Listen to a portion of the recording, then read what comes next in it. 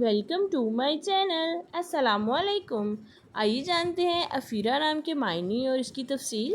हमारा आज का बेबीज़ गर्ल्स नेम है अफ़ीरा। अफ़ीरा के इंग्लिश में स्पेल्स हैं AFEERA अफ़ीरा। ये एक इस्लामिक नेम है और लड़कियों के लिए रखा जाता है ये नाम।